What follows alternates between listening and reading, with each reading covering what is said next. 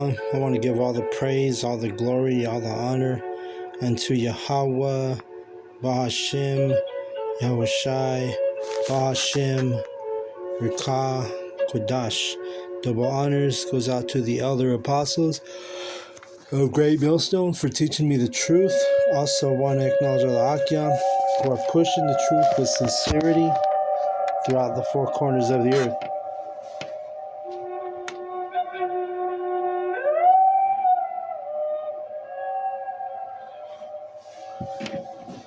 Alright, so I'm going to go in on Romans 8 tonight. And it says in Romans 8, it says at the top, number 1, 8 and 1, there is therefore now no condemnation to them which are in Yahushai, who walk not after the flesh, but after the Spirit. Alright, so we are in the flesh, but we got to learn to walk more in the Spirit, because the Spirit is that's where it's at. The flesh is weak. The flesh, that's where we fall short. So, we got to practice as ministers and brothers in this truth. We, practice being more in the Spirit. And there's always a balance to everything. But, the Spirit is, like I say, the Spirit's where it's at when it comes to this knowledge and this truth. Because the flesh will fuck you over. Verse 2, for the law of the Spirit of life in Yahushai hath made me free from the law of sin and death. All right, so that's where Christians sit there and say, oh, well, we don't have to, we just can disregard the law, And this kind of segued to my last lesson because I was going in on kind of the same subject. But the law is not obsolete, all right? We got to keep the law to the best of our ability, all right? But nonetheless, we, for those men, we are redeemed. So when Yahushai, delivers us, we're going to, this sinful flesh, it's not going to hold us back from salvation, right? Because we've been redeemed. But it's still, you don't just disregard the law. It doesn't mean the law is obsolete. Like we always tell you, man, you got to keep the law to the best of your ability. For what the law could not do, in that it was weak through the flesh, the Most High sending his own Son in the likeness of sinful flesh, and for sin condemned sin in the flesh, that the righteousness of the law might be fulfilled in us, who walk not after the flesh, but after the Spirit. See, so it's righteous to keep the law. I mean, that's what we're supposed to do. Remember, when Yahweh Shai would, when he was dealing with people, when he was, teaching people repentance, teaching people the truth, he would always tell them, sin no more, right? And we know that sin is transgression of the law. That's the definition of sin. Verse 5, for they that are after the flesh do mind the things of the flesh, but they that are after the Spirit, the things of the Spirit. Right. So if you're concerned with the world, if you're concerned with, because when you're doing the videos, doing the truth, reading, studying, praying, suffering, these are all things of the Spirit, which is that's where you want to be, is more in the Spirit. Because the flesh, that's when you're concerning yourself with the world.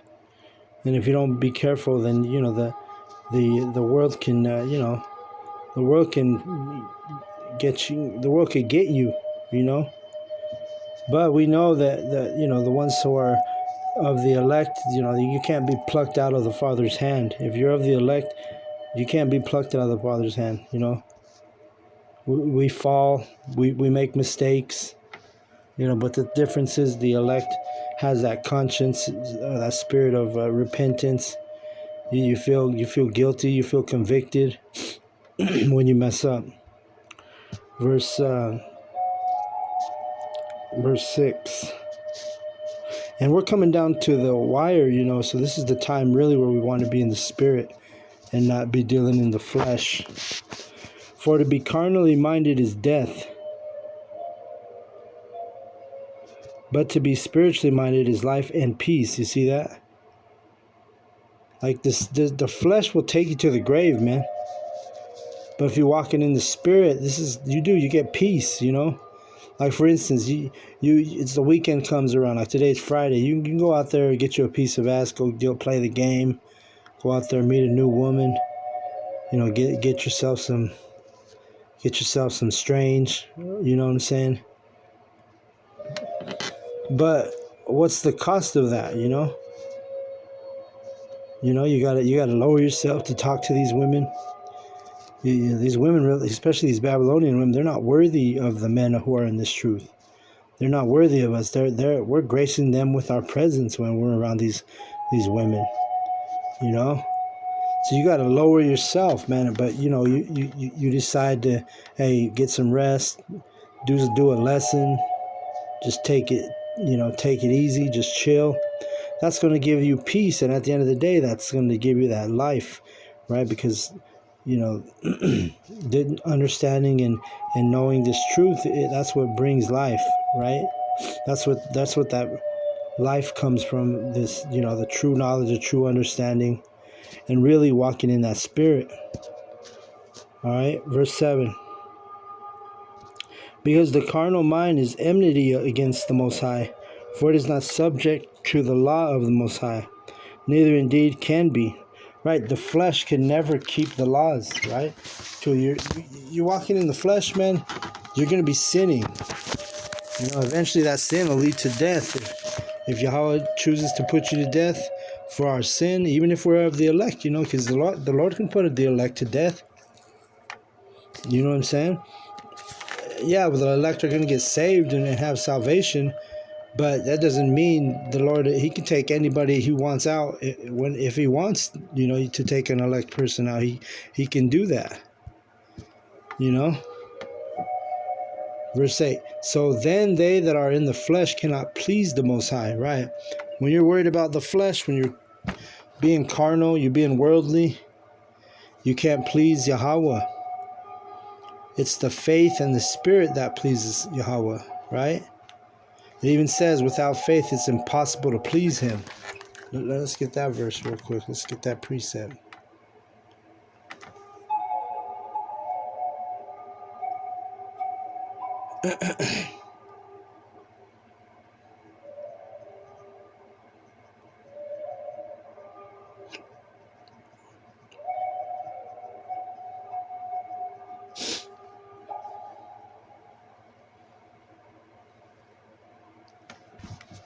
It's in the Hebrews.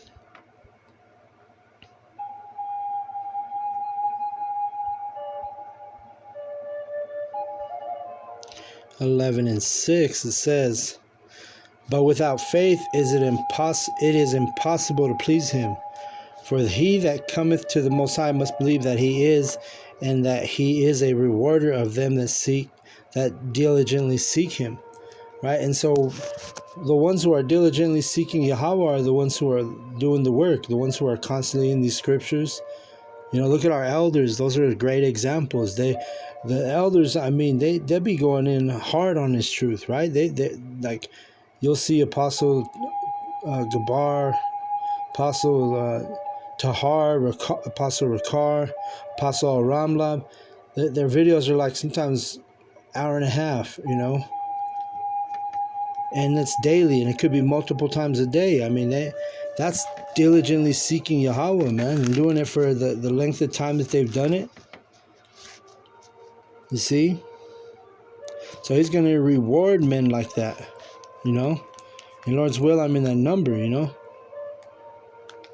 And I had a chance to be around Elder Ariala from, I believe he's from the Dallas camp, but I don't know. That brother, he be moving, but I think he's from the Dallas camp because that's his primary camp. But you know, he had made a statement to our elder in our camp when we were all hanging out one night, because our elder, he was like, he made a statement that, oh, you know, I need to be like Tahar. I feel guilty because I'm not doing these lessons, hour and a half, 2-3 lessons a day. And the elder Ariala, he says, hey man, he told our elder out here, our head of our camp, he goes, man, don't try to compare it. Don't try to be like Apostle Tahar, because you're not gonna be able to do that, because he said that man, and he was jokingly, there was some seriousness to it, there was some jokingness to it, but he said that man is financially free, so he's got the time to do that. Brothers, you might have a 40-hour, maybe 50-hour plantation gig, and you're going to be tired. Sometimes you got other things, you got kids, some of us got daughters, sons, wives, and that takes time. All that takes time. So he made a good point. He told our head of our camp, he said, hey man, listen, like, don't compare yourself to Apostle Tahar, right? Do what you got to do your lot, and everything's through the Spirit, not that we never do a lesson that's an hour long. If the Spirit's on you, the lesson will go long, but the point is diligently seeking Yahweh, all right? So we want to be in that number. So, you got to make time for these videos, make time for these readings, make time for, just sometimes just to pray, just to make time just to sit there and meditate. You see? Verse 7. No, Salakia. I'm at Romans 8. And I'm at 9. I'm going to stop at 17. But it says, but ye are not in the flesh, but in the Spirit, if so be that the Spirit of the Most High dwell in you. Now, if any man have not the Spirit of Yahushua, he is none of his. Right, so you got to be in the Spirit. When you're in the Spirit, we're in like-minded with Yahweh Ba'ashem Yahushua in the brotherhood, the true, sincere brothers. But when you're not in that Spirit of Yahweh Ba'ashem Yahushua, well, guess what? You're not a part of this thing. You're only a part of this thing so long as you have that fervent spirit to teach, fervent spirit to learn. This is a part of the characteristic of the elect, characteristic, especially if you want to be of the prophets. If you want to be counted in that number of the prophets, then you better be doing your lessons. You better be going to camp. And it's at the end of the day, it's good for you. Verse 10, and if Yahushua be in you, the body is dead because of sin, but the Spirit is life because of righteousness. Right? And that's what it says. 11, but if the Spirit of him that raised up Yahushua from the dead dwell in you, meaning Yahweh, if you have the Spirit of Yahweh on you, he that raised up Yahushua from the dead shall also quicken your mortal bodies by his Spirit that dwelleth in you. So we're going to be just like Yahushua.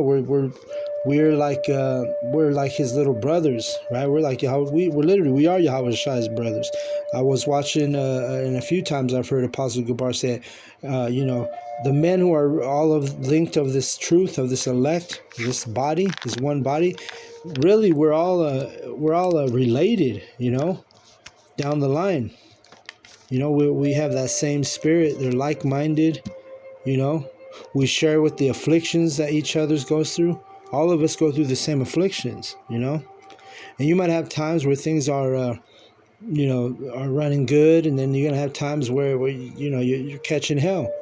It's a balance to this thing, and I bet you when you're catching hell, it's because you're not walking in the Spirit. And when things are going good, you're probably more in the Spirit. That's how it works. He's going to bless those that are in the Spirit. He's going to give you a smoother ride. And it's not necessarily that's going to be smooth all the time, but it only makes sense. That Yahweh, he's a balance, and he's a fair power. He's a fair God. Where if you're doing what you got to do, man, the Lord's he's got you. But if you're and we've all been there where we're in the truth, but yet the flesh has kind of caught up to us, or we're doing more things, worldly things than we should or we normally do. We go off balance a little bit or whatever it is, but the Lord will check you. And I always tell people that nobody has to check me, because my Spirit will check me before anybody can check me. Not to say that, I'm not going to take correction from the brothers or the brotherhood. If the brother, you notice your brother going off, and you point it out. That's brotherly love. You notice a brother might need some words of encouragement. You throw a scripture at him or whatever it is. You get that brother redirected. Refocused. Verse 11. But if the spirit of I read that. Verse 12. Therefore, brethren, we are debtors not to the flesh to live after the flesh. For if ye live after the flesh, ye shall die. But if ye through the Spirit do mortify the deeds of the body, ye shall live. And that's kind of what I've been going in on this lesson. The flesh, the flesh is carnal. The flesh is worldly. And if you become too worldly. Even if you're one of the Lord's men, if you become too worldly and you're not balancing out the spirit and the flesh and the spirit, like I said, the Lord could put you to death, man. The Lord could bring some judgment on you. Not to say that you're not an elect member, but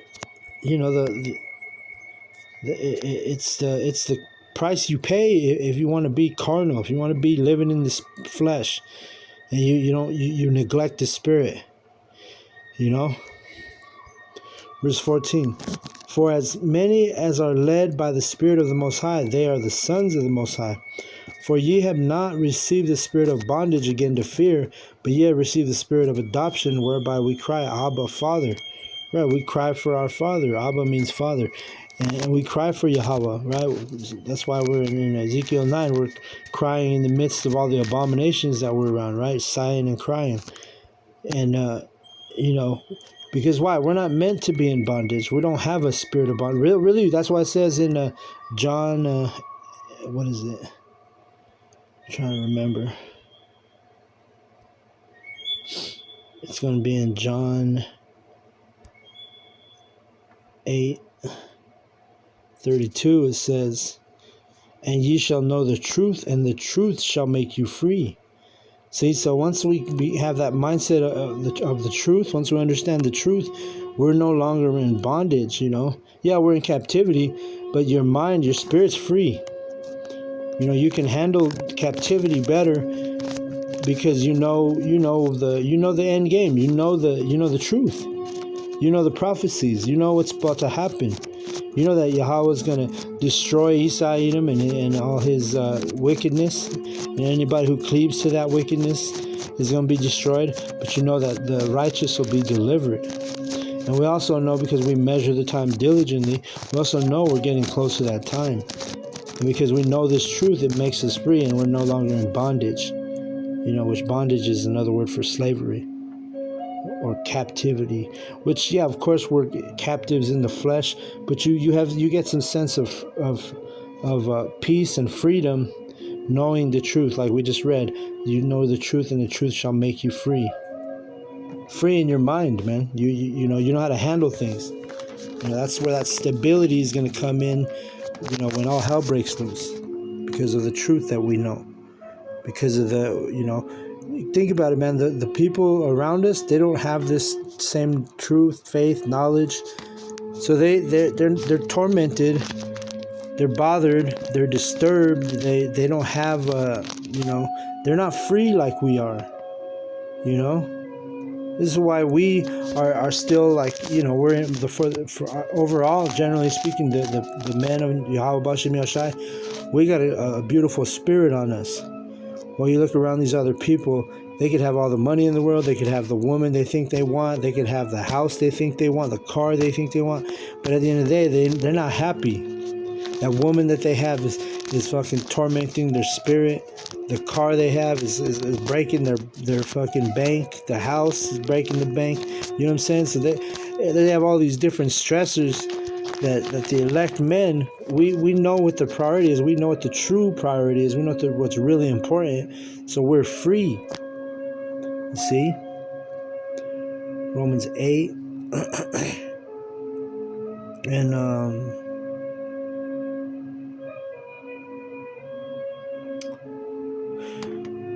14 says, "For as many are as led by the Spirit of the Most High, they are the sons of the Most High. For ye have not received the spirit of bondage again to fear, but ye have received the spirit of adoption, whereby we cry, Abba, Father. The Spirit itself beareth witness with our spirit that we are the sons of the Most High." Right? Our spirit bears witness, brothers. Our spirit literally bears witness to who we are. Because why? Because we cleave to this truth. We cleave to these scriptures. We cleave to Yahweh B'Shem Yahushai. And that's how we can tell who's the sons of the Most High. Who's able to receive this knowledge? Who's able to receive this truth? Who's able to endure? Who looks free? You know what I mean? Who looks in their spirit? Who looks free? You know, the men you're not stressed out even when bad shit happens to you, even when all hell you're catching hell, nothing but hell. But guess what? You have the spirit of Yahweh B'Shem Yahushai on you, so you're free. You can deal with it. You can handle it. You can endure. Right?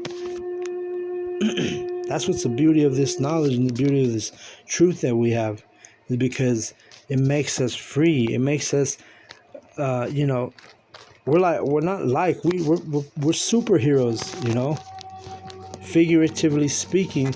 And there's going to be a day where literally we're going to be like superheroes, when those spiritual powers come upon us that Yahweh B'Shem Yahushai has promised us. And you should have that expectation. If you have the true faith, you have that expectation. You expect to have spiritual powers. And why? Because Yahweh B'Shem Yahushai, that's what the scripture says, that we're going to have spiritual powers. Watch, let's get this.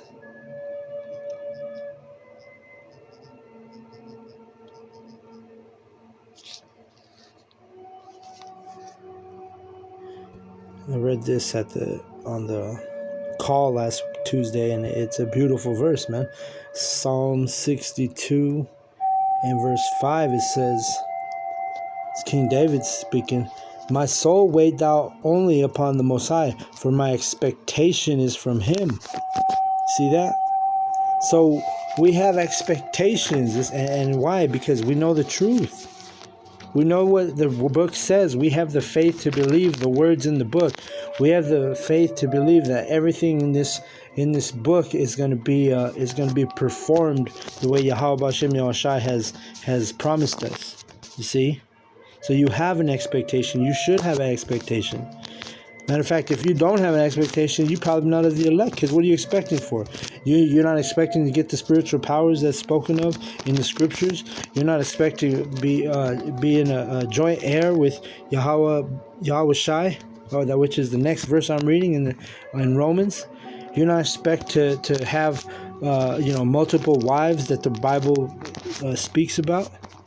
And that's even before the kingdom. We're going to have that, multiple women. But that's not why we do what we do. We do what we do because Yahweh B'Shem Yahushai has put a spirit on us of righteousness to do this work, to teach this Bible, to do what we do, right? Let's get this last verse, Romans 8 and 17. It says, "And if," at the bottom of your screen, "and if sons, then heirs of the Most High, and joint heirs with Yahweh Shai, if so be that we suffer with him, that we may be also glorified together." Right? Joint heirs. That's an expectation. We have expectations, brothers. If you don't have expectation, then you don't have faith, man. And you don't even know what you're doing the work for. You don't even, you might as well just be one of these pagan Christians, Antichrist, so the new word we coined for them. You might as well be a fucking pagan Christian if you don't have expectation, because they don't know, they don't have expectation. What are they expecting? They're expecting lies. They're expecting rainbows and butterflies and fucking kumbaya, my Lord. That's what they're expecting on the last day, when we know that the truth speaks about destruction and salvation for the elect. You see? So, brothers, you have to have expectation. You have to have faith and expect these things to be performed, the things that we read about daily. All right. So with that, I want to give all the praise, all the glory, all the honor unto Yahweh, Bahashem, Yahweh Shai, Bahashem, Rakah, Kodash. Double honors goes out to the elder apostles of Great Millstone for teaching me the truth. Also, I want to acknowledge all the Akyam who are pushing the truth with sincerity throughout the four corners of the earth. Shalom to the elect of the nation of Israel. Shalom.